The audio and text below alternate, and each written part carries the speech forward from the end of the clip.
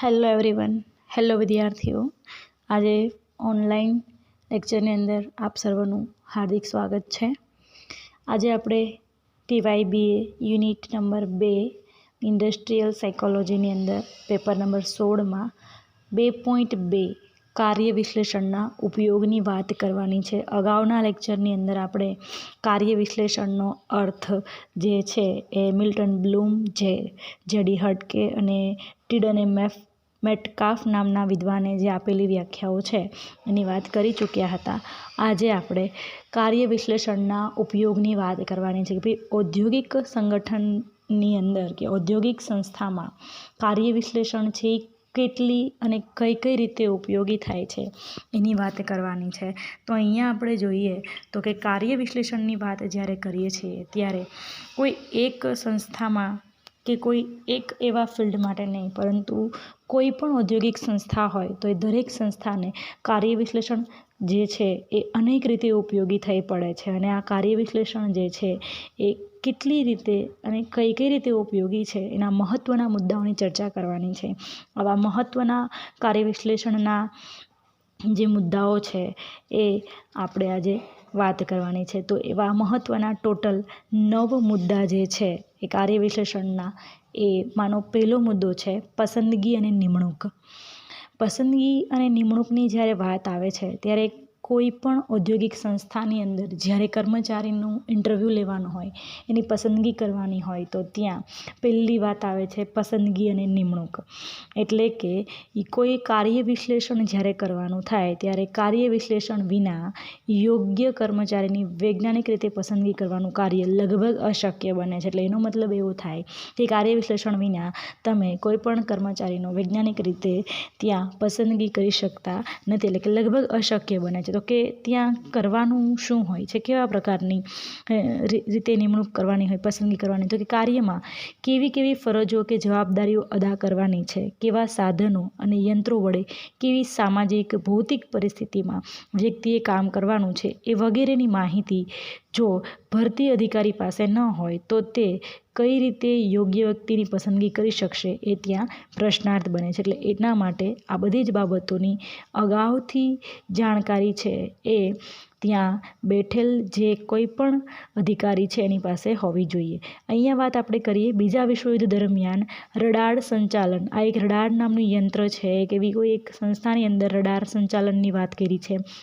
હવે એના સંચાલન કે એના હેન્ડલિંગ માટેની, મેનેજમેન્ટ માટેની તાલીમ આપનાર અધિકારીઓએ એવી ફરિયાદ કરી હતી કે તેમની પાસે મોકલવામાં આવતા માણસો બિલકુલ અયોગ્ય પ્રકારના હોય છે. આ બીજા વિશ્વયુદ્ધ દરમિયાન ઔદ્યોગિક સંસ્થાની અંદર રડારની તાલીમ દરમિયાન જે કંઈ પણ અનુભવો થયેલા છે એની વાત અહીંયા કરી છે. અને એને એ તાલીમ આપનાર અધિકારીઓને ત્યાં એણે એવી ફરિયાદ કરી હતી કે ભાઈ એની પાસે જેટલા કર્મચારીઓને મોકલવામાં આવે છે દરેક માણસો કે વ્યક્તિને બિલકુલ કોઈ પ્રકારનું નોલેજ છે એ હોતું નથી, અથવા તો એ અયોગ્ય પ્રકારના હોય છે. એટલે આવી ફરિયાદો ઊભી થવાનું મૂળ કારણ શું હતું, તો કે આવી ફરિયાદો ઊભું થવાનું મૂળ કારણ એ હતું કે તે સમયે આ રડારની જે ઇન્ડસ્ટ્રી છે એ ઇન્ડસ્ટ્રીની અંદર દરેક હકીકત લશ્કરી ગુપ્તતા તરીકે ઘણી જ ગુપ્ત રાખવામાં આવતી હતી.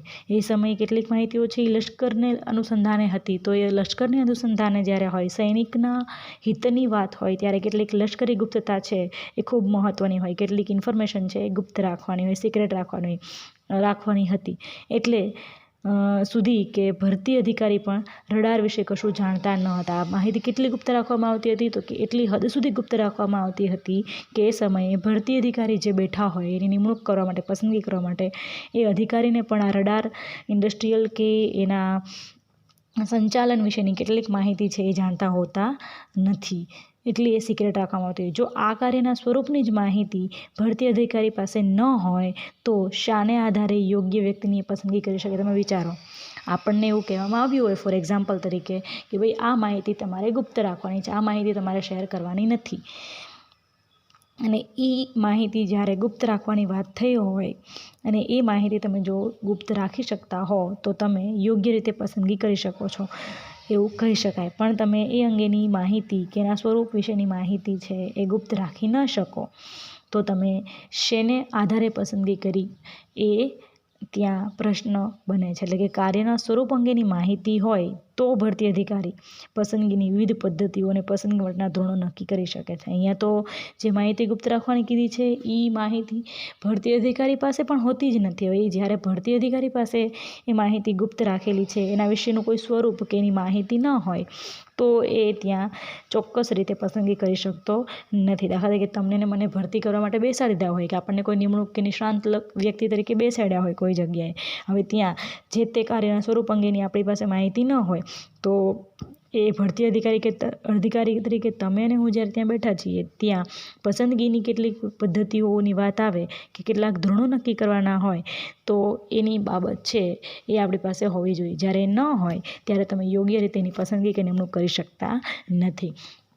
અહીં એક દૃષ્ટાંત સાથે વાત કરીશ કે ભાઈ ભરતી અધિકારીને ખબર હોય કે અમુક કાર્યમાં ઇલેક્ટ્રોનિક કોમ્પ્યુટરનો ઉપયોગ કરવાનો છે, તો તે એવા માણસને પસંદ કરશે કે જેને ઇલેક્ટ્રિક કોમ્પ્યુટરનો ઉપયોગ કરવાનો અનુભવ હોય અથવા તો તે અંગેનું શિક્ષણ મેળવી શકે તેવી આવડત તેનામાં હોય. બરાબર છે. આપણને ખબર હોવી જોઈએ, ભરતી અધિકારીને એ બાબતનું થોડું ઘણું જ્ઞાન કે નોલેજ હોવું જોઈએ કે ભાઈ એને કેવા અધિકારીની જરૂર છે, શું તો કેવા પ્રકારના વર્ક માટેની વ્યક્તિની જરૂર છે, તો એના અનુસંધાને ઇન્ટરવ્યૂ લઈ અને એવા લોકોની નિમણૂક કે પસંદગી છે કરશે અથવા તો અંગેનું શિક્ષણ મેળવી અને એનામાં આવડત છે કે નહીં એ અમુક પ્રકારના કાર્યમાં જુદા જુદા રંગોનું મિશ્રણ કરવાની જવાબદારી કર્મચારી અદા કરવાની હોય છે. ઘણી કંપનીમાં એવું પણ હોય છે, જુદા જુદા રંગોનું મિશ્રણ કરી અને એમાંથી કયો રંગને શું કેવી રીતના બને છે તો એની પણ જવાબદારી છે એ ત્યાં કર્મચારી અદા કરવાની હોય. કોઈ કલર ફેક્ટરી હોય, રંગની ફેક્ટરી હોય તો ત્યાં આવા પ્રકારનું પણ ઇન્ટરવ્યૂ લેવામાં આવે છે કે અલગ અલગ કલરને મિશ્રણ કરવાથી કેવા પ્રકારનો કલર અને કયો રંગ શાંત અને તેજસ્વી છે, આ બધી જ બાબતો છે એનું નોલેજ ત્યાં એ કર્મચારી પાસેથી ઇન્ટરવ્યૂ દરમિયાન લેવામાં આવતો હોય છે. એવી જાણકારી જો ભરતી અધિકારી પાસે હોય તો તે ખાસ કાળજી રાખશે કે પસંદ થયેલો કર્મચારી રંગાંધ તો નથી ને. એટલે જો રંગની કંપનીમાં પસંદગી કરવાની હોય ત્યારે ત્યાં પસંદ કરવામાં આવતો વ્યક્તિ રંગાંધ એટલે કે રંગ વિશેનું જ્ઞાન નથી, એટલે કે રંગાંધ એટલે કે રંગની બાબતમાં એને નોલેજ નથી એવો વ્યક્તિ છે કે કેમ એ જોવું જોઈએ. જો એ રંગાંધ વ્યક્તિ હોય તો એની પસંદગી ત્યાં કરવી ન જોઈએ. એટલે આ માટે તે રંગાંધતાની કસોટીનો ઉપયોગ કરશે. જો રંગાંધતાની એટલે કે રંગોની ઓળખ કે એની અંધતા છે કે કેમ એને લગતી કસોટીઓ પણ આવે છે અને એનો ઉપયોગ ત્યાં એ ભરતી અધિકારી કરશે. પછી એવું પણ વાત છે કે ભાઈ ઘણી વખત કાર્ય વિશ્લેષણ દ્વારા એવું જાણવા મળે છે કે પસંદગી અને નિમણૂકના જે વર્તમાન ધોરણો હોય છે અત્યારે જે સાવ ખોટા અને નિરર્થક હોય છે, કયા પ્રકારના ધોરણો અને વર્તમાન બાબતો એવી છે જે ખોટી નિરર્થક હોય છે. તો એનું એક દૃષ્ટાંત લઈએ. દાખલા તરીકે અમુક કાર્ય માટેના ઉમેદવાર સ્નાતક કક્ષાની ડિગ્રી, સ્નાતક કક્ષાની એટલે કે તમારી જેમ BA BCom મતલબ કોલેજના 3 વર્ષ જે પૂરા કરે છે સ્નાતક કક્ષાની ડિગ્રી ધરાવતો ન હોય તો ઘણીવાર ભરતી અધિકારી પોતાની અપેક્ષા કે ધોરણો મુજબ કર્મચારીની પસંદગી કરે અને કદાચ તે અયોગ્ય પણ નીવડે છે. તો ત્યાં આ બાબત પણ અસર કરતી જોવા મળે છે. એટલે કે પસંદગી અને નિમણૂક તો એવા જ ભરતી અધિકારીઓને બેસાડીને કરવી જોઈએ કે જેના થકી સારા એવા કર્મચારીની પસંદગી થઈ શકે, જે કાર્યની અંદર આપણને ઉપયોગી થઈ શકે જે તે ઇન્ડસ્ટ્રીયલની અંદર. ત્યાર પછીનો બીજો મુદ્દો આવે છે કાર્ય વિશ્લેષણના ઉપયોગનો, અને એ છે તાલીમ કાર્યક્રમ. હવે સામાન્ય રીતે નવા કર્મચારીઓની શરૂઆતમાં થોડાક સમય માટે તાલીમ આપવામાં આવે છે. જે નવા કર્મચારીઓ હોય એને થોડાક સમય માટે તાલીમ છે એ આપવામાં આવતી હોય છે. એકનું એક કાર્ય હોવા છતાં પણ જુદા જુદા ઉદ્યોગમાં તમે જુઓ કર્મચારીઓને આપવામાં આવતી તાલીમના સ્વરૂપમાં ઘણા તફાવતો જોવા મળે છે. તમને બધું એક સરખું જોવા નહીં મળે, એમાં ડિફરન્ટ તફાવતો છે એ જોવા મળશે. અને કેટલાક ઉદ્યોગોમાં તો ખૂબ જ ઔપચારિક રીતે તાલીમ આપવામાં આવે છે, અને જ્યારે ઔપચારિક રીતે તાલીમ આપવામાં આવે ત્યારે ત્યાં એ બાબત અસરકારક નીવડે છે. હવે અઠવાડિયામાં અમુક કલાક વ્યક્તિએ વર્ગની પરિસ્થિતિમાં વ્યાખ્યાનો કે સૂચનો દ્વારા શીખવાનું હોય. બરાબર છે. તાલીમ દરમિયાન શું હોય કે અઠવાડિયાના એ દિવસો દરમિયાન કેટલીક બાબતોમાં એવું હોય કે એને પણ લેક્ચર્સ આવતા હોય, તાલીમ દરમિયાન એ લેક્ચર આવતા હોય, લેક્ચરની સાથે સાથે કેટલાક એને સૂચનો આપવામાં આવતા હોય, એ સૂચનો દ્વારા પણ શીખવાનું હોય, અને બાકીના દિવસોમાં એને ફિલ્ડ વર્ક કરીને એ શીખવાનું કે સમજવાનું હોય. કેટલાક યંત્ર કે મશીન સાથે પણ કેટલીક કારીગરી છે એ કરવી પડતી હોય. તાલીમ દરમિયાન આ દરેક બાબત એને કરવી પડે છે. આપણે જોઈએ આપણે ટીવાયની અંદર આવશે હવે પ્રેક્ટિકલ, બરાબર છે, પરફોર્મન્સ પ્રેક્ટિકલ તમારે લેબમાં કરવાનું, અને એ વસ્તુ હું તમને સમજાવું ને પછી તમે વિદ્યાર્થીઓ પર SYના સ્ટુડન્ટ્સ પર પ્રેક્ટિકલ કરો છો. એની જેમ જ ત્યાં વસ્તુ જોવા મળે છે. એટલે કે ત્યાં આ વસ્તુ અસર કરે છે કે લેક્ચર બી ભણવાના હોય અને એ સિવાય તમારા લેબમાં પ્રેક્ટિકલ પણ હોય. એવી જ રીતના ઇન્ડસ્ટ્રીયલની અંદર પણ એ લોકોને લેક્ચર સૂચનોનું બધું હોય અને એની સાથે કેટલું ફિલ્ડ વર્ક પણ કરવાનું હોય. બીજી બાજુ કેટલાક ઉદ્યોગોમાં ખૂબ જ અનૌપચારિક સ્વરૂપની તાલીમ છે એ આપવામાં આવતી હોય. એટલે અહીં અનુભવી કર્મચારીના હાથ નીચે, તમે વિચાર કરો, અહીં ખાસ યાદ રાખજો, અનુભવી કર્મચારીના હાથ નીચે નવા માણસોને અમુક સમય સુધી કાર્ય કરવાનું હોય છે. નવા માણસો જે છે એને અમુક સમય સુધી જ કાર્ય કરવાનું હોય છે અને કઈ બાબત અંગે એને કઈ પદ્ધતિ દ્વારા તાલીમ આપવી જોઈએ તે કાર્ય વિશ્લેષણ દ્વારા જ નક્કી કરી શકાય છે. બરાબર ને? તમે આ ખૂબ સારી રીતના સમજી શકો છો કે એ તો તાલીમ દ્વારા નક્કી કરી શકાય છે, એના વિના નક્કી કરી શકાતું નથી. બીજી વાત એ કે તાલીમ દ્વારા ઓછામાં ઓછું કેટલા પ્રમાણમાં કૌશલ્ય વિકસાવવું જોઈએ અથવા તો ન્યૂનતમ ધોરણે નક્કી કરવા માટે કાર્ય વિશ્લેષણ જરૂરી બની રહે છે. દાખલા તરીકે કાર્ય વિશ્લેષણ દ્વારા એવું જાણવા મળે કે ભાઈ રેડિયો ઓપરેટર તમે જુઓ છો ને, ઘણી વખત મોર્નિંગ મિર્ચીમાં આવે છે, ગુડ મોર્નિંગ મુંબઈ કરીને રેડિયોની અંદર કેટલાક સમાચાર આવે છે કે રેડિયોની અંદર કેટલાક સોંગ આવે. તો રેડિયો ઓપરેટર 1 મિનિટના સરેરાશ 22 શબ્દોની ઝડપથી સંદેશાઓ ગ્રહણ કરવાના છે. જો એ રેડિયો ઓપરેટર 1 મિનિટના સરેરાશ 22 શબ્દોની ઝડપથી સંદેશાઓ ગ્રહણ કરવાના છે તો આ હકીકતને ધ્યાનમાં રાખીને જ તાલીમનું ધોરણ નક્કી કરવું પડે છે. એટલે કે 6 મહિના કે 12 મહિના એટલે કે 1 વર્ષ અથવા તો અડધું વર્ષ તાલીમ આપવી એવું ધોરણ ચાલી શકે નહીં. એટલે કે દરેક વ્યક્તિમાં જરૂરી આવશ્યક ઝડપ આવી જાય એટલે તાલીમ આપવાનું નક્કી કરવું જોઈએ. હવે તમે રેડિયોની અંદર જાઓ, રેડિયોમાં ન્યૂઝ આપવાના હોય કે બોલવાનું કાંઈ હોય તો એકદમ ટાઢું તમે બોલો તો એ ચાલે નહીં. એટલે એના માટે તમારી કેટલીક મિનિટની સાથેના કેટલાક સરેરાશ શબ્દોની ઝડપ, તાલ અને એની લય, અવાજની તીવ્રતા અને ધ્વનિની જે તમારા અવાજની મીઠાશ, આ દરેક બાબતો છે એનું મૂલ્યાંકન જે થતું હોય છે. એમના રેડિયો ઓપરેટર તરીકે કોઈ જેવા તેવા માણસને ત્યાં લઈ નથી લેતા. એટલે આ તાલીમ દ્વારા બધું નક્કી કરવામાં આવતું હોય છે. એટલે કે કાર્ય વિશ્લેષણની અંદર અતિ મહત્ત્વનો બીજો મુદ્દો છે તાલીમ કાર્યક્રમો. બરાબર છે? ત્યાર પછીનો ત્રીજો આવે છે કાર્ય મૂલ્યાંકન. કોઈ પણ ઉદ્યોગમાં કે ધંધામાં જુદા જુદા અનેક પ્રકારના કાર્યો છે એ અસ્તિત્વ ધરાવતા હોય છે. કોઈ એક જ કાર્યની વાત નથી. અહીંયા અલગ અલગ ઉદ્યોગ, અલગ અલગ ધંધાની અંદર જુદા જુદા પ્રકારના કાર્યો જે છે એ સ્થાન ધરાવે છે, અસ્તિત્વ ધરાવે છે. એટલે કે જુદા જુદા કાર્યોના સંજોગો, એના જોખમો, એને વાપરવામાં આવતી સાધન સામગ્રી અથવા તો શારીરિક માનસિક શક્તિઓની આવશ્યકતાઓ કે જરૂરિયાતો, પછી છે કેળવણી અને તાલીમનું પ્રમાણ, એમાં થાક, કંટાળો અને અકસ્માતનો ભોગ બનવાની શક્યતાઓ, આ વગેરેમાં નોંધપાત્ર તફાવતો જોવા મળતા હોય છે. બરાબર છે? દરેકમાં ક્યાંક ને ક્યાંક વધતા ઓછા અંશે તફાવત છે એ જોવા મળે છે, જુદાપણું જોવા મળે છે.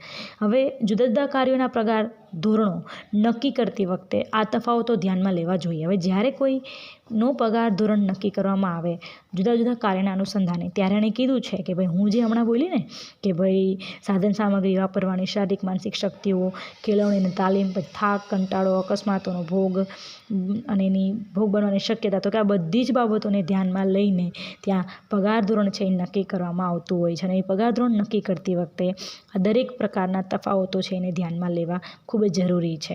અને બીજી વાત એ કે કોઈ પણ ઉદ્યોગ કે ધંધામાં કે કોઈ પણ ઉદ્યોગ કે સંસ્થામાં અસ્તિત્વ ધરાવતા જુદા જુદા કાર્યોની સરખામણી કરવાની અને એની સરખામણી કર્યા પછી એની સાપેક્ષ અગત્યતા નક્કી કરવાની, સાપેક્ષ રીતે, દેખીતી રીતે ત્યાં એની મહત્ત્વતા કે એની ઇમ્પોર્ટન્ટનેસ, જરૂરિયાત નક્કી કરવાની, નક્કી કરીને એને આધારે પગારના ધોરણો નક્કી કરવા, તે કાર્ય મૂલ્યાંકનનો મુખ્ય આધાર કે એક હેતુ કે આશય હોય છે. અને આ કાર્ય મૂલ્યાંકન કરવું હોય તો પણ કાર્ય વિશ્લેષણની ત્યાં જરૂર પડે છે. તમે જુઓ ઘણા બધા લોકોને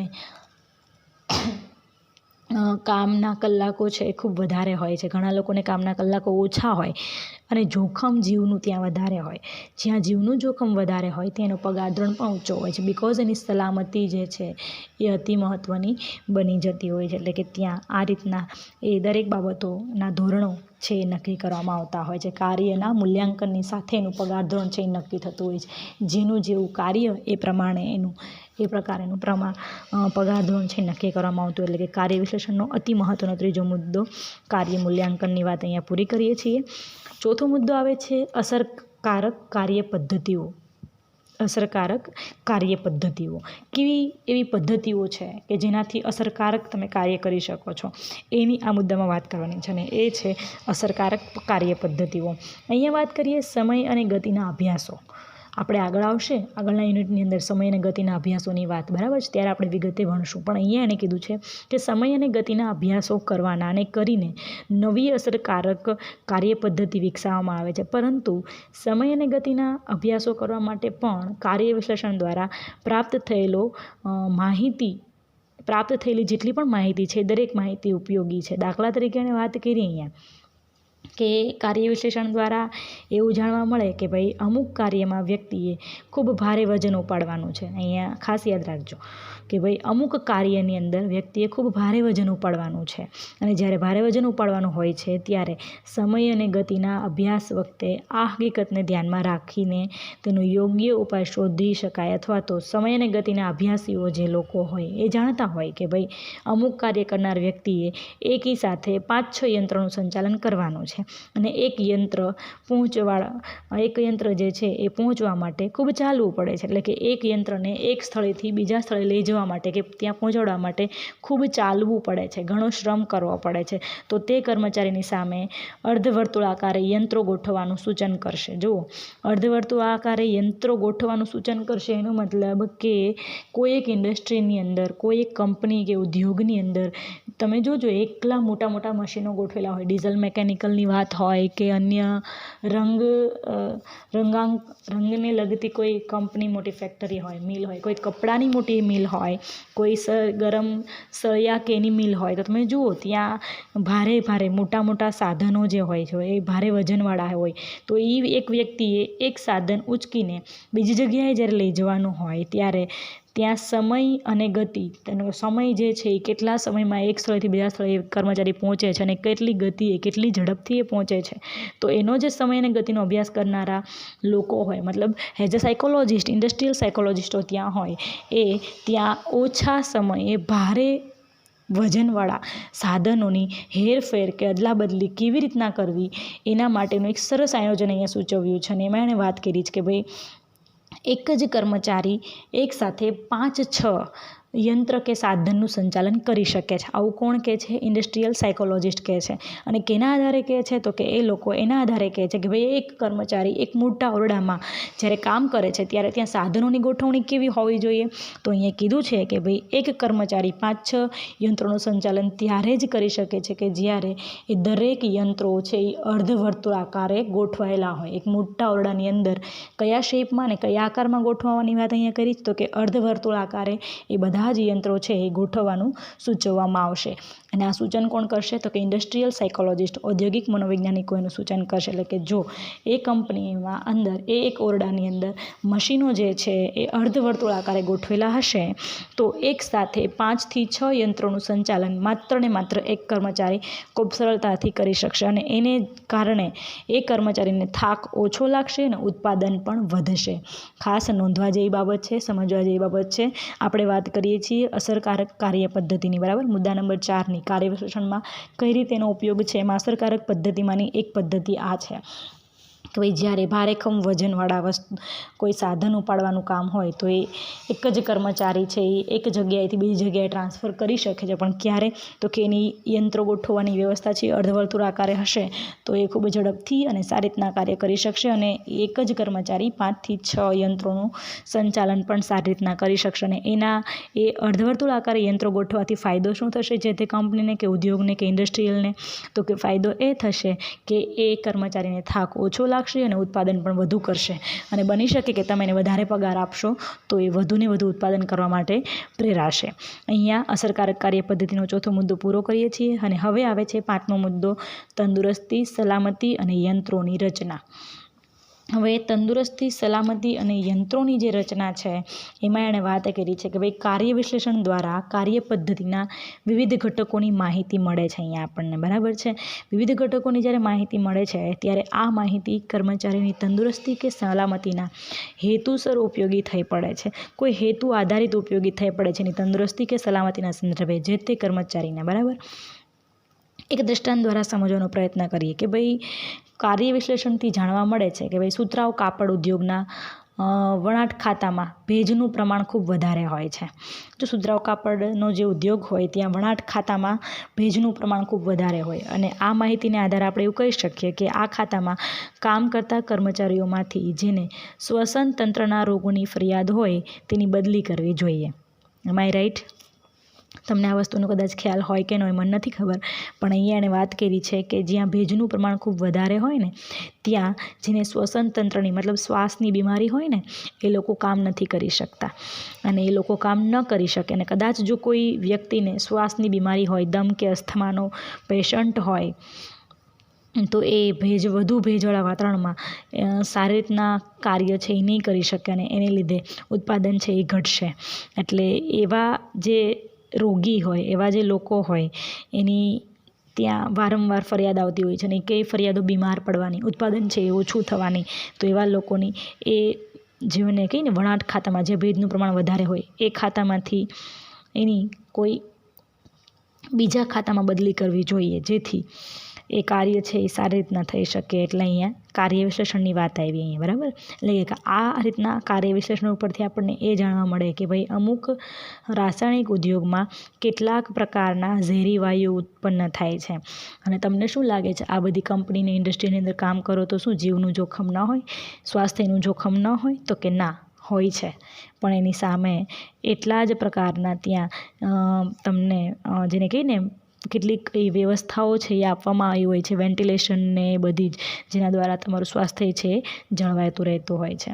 હવે રાસાયણિક ઉદ્યોગની જ્યારે વાત થાય છે ત્યારે ત્યાં કેટલાક પ્રકારના ઝેરી વાયુઓ છે ઉત્પન્ન થાય છે, તો ત્યાં પણ સલામતીના હેતુ અનુસાર ત્યાં વેન્ટિલેશનની એવી બીજી કોઈ વ્યવસ્થાનું આયોજન કરવું જરૂરી છે અને એ વ્યવસ્થા છે એ ઓલમોસ્ટ દરેક કંપનીની અંદર જોવા મળતી હોય છે. અને એ જ રીતે કાર્ય વિશ્લેષણ દ્વારા એમ પણ જાણવા મળે કે ભાઈ અમુક પ્રકારના યંત્રોને કારણે અકસ્માત થવાની સંભાવના પણ છે. હા, આ વસ્તુ પણ જોવા મળતી હોય, અમુક પ્રકારના યંત્રોને કારણે કેટલાક અકસ્માતો છે એ થવાની શક્યતા રહે છે. તો યંત્રની રચનામાં ફેરફારો કરી શકાય તેટલા વધુ સલામત યંત્રો પણ પાછા બનાવી શકાય, અને જેટલા યંત્રોની રચના સારી હશે, જેટલા સલામત યંત્રો બનાવી શકશો એટલી જ ત્યાંના કર્મચારીની તંદુરસ્તી અને સલામતીનો પ્રશ્ન છે એ લગભગ નહિવત જોવા મળશે.